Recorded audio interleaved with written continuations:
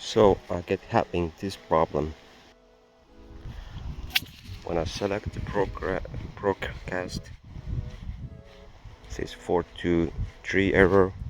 Test. Trying to go live. This 423 locked. So what I found out that you need to do to fix the 423 error in Streamlabs mobile is then go in the desktop version of the streamlabs.com. Then you go in the login. Then you log in with your YouTube.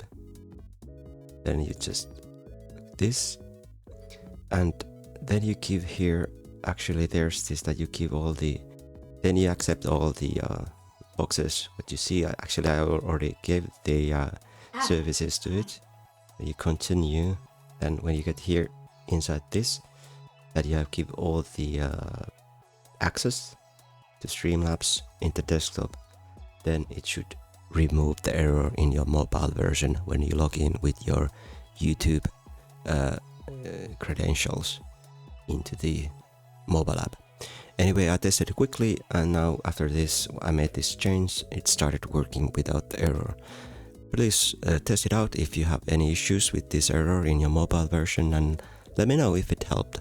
At least it helped for me. Okay, that's the video this time. Please like and subscribe, and see you in the next video. Okay, bye.